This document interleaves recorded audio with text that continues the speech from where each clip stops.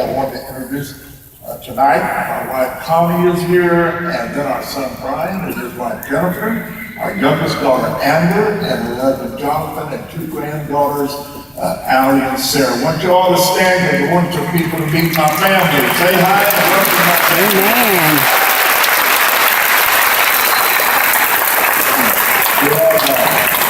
Our oldest daughter, not here, and then we have four grandchildren that are not here as well, but I appreciate them being a part of this evening and opportunity to come here at Liberty University. I've got a little bit of good news I want to share real quickly. I do this in all of our meetings and crusades and events. For the last 3.5 years, some of you are familiar with this, but those of you that are not, I was invited to speak at Paris Island, MCRD. If you're going to be on the list of Marine, you either go to MCRD San Diego or MCRD Paris Island. It normally depends on which side of the Mississippi River you're from. And they asked me if I'd be interested in coming and speaking at the Protestant Chapel on Sunday morning. Of course, I was interested. I speak at a lot of military bases and here at home and overseas as well. But most of the time it's what I call a gratuitous type invitation. They want me to come and talk for a few minutes and then give me a plaque or something, and I'm not totally against that, but I want to see people saved, I want to see lives change, and that's what I'm Amen. Yes. They promised me that was not what this was. This was Sunday morning Protestant Chapel that I would have between 1.5 hours to 2 hours without any restrictions. I said, well, I don't get that kind of liberty in some Baptist churches I go to, so.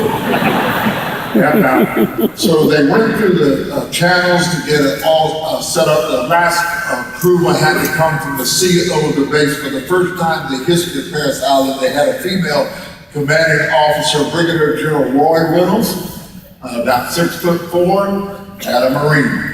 And she was raised in Catholic, Graham Carlisle, from some time ago, 4.5 or 5 years ago, she was invited to a ladies' Bible study. They were studying the Gospel of John.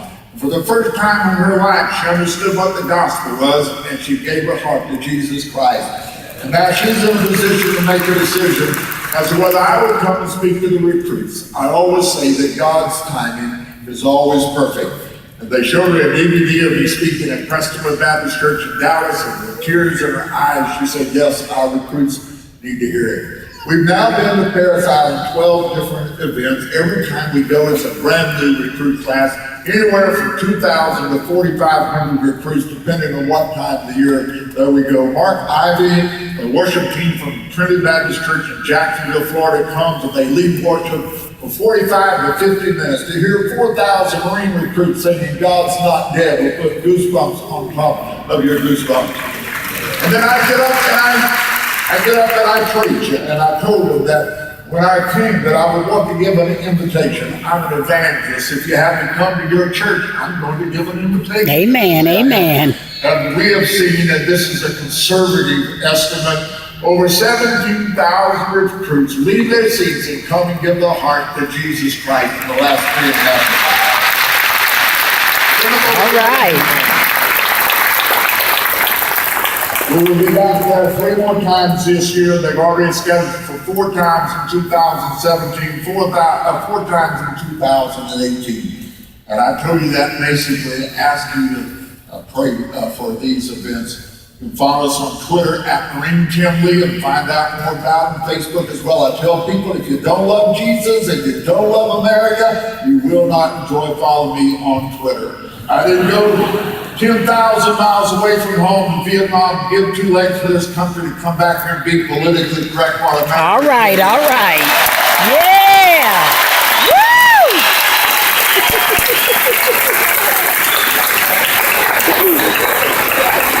That's all right. The graduates, tomorrow is going to be one of the greatest highlights and the greatest days of your entire life.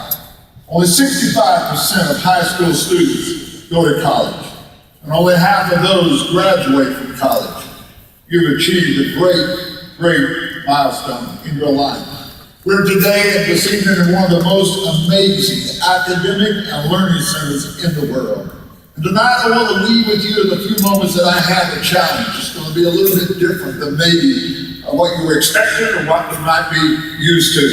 But I am somewhat different and somewhat unusual, and so you should expect that by now. I want to give you something to think about. I believe tonight, seriously, that if we don't get this right, now the results for our children and our grandchildren are going to be catastrophic. You sat through many convocations and lectures and sermons over the past 4 years. Tonight, let me have your attention for one more before you graduate on tomorrow. Let me have your undivided attention for just a few moments. In a book written by Joel Tyler Headley about the title, Chaplains and Clergy of the Revolutionary War. It's a part of America's history that's not studied a lot, but it should be taught, it should be studied. This is probably a book that ought to be taught in every high school and every college and university in America.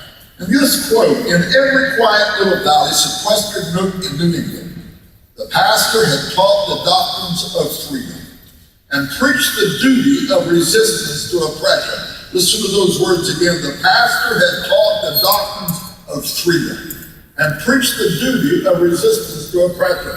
They'd been taught from the pulpit that it was the cause of God. And they took it in full belief that they had His blessing and His promise.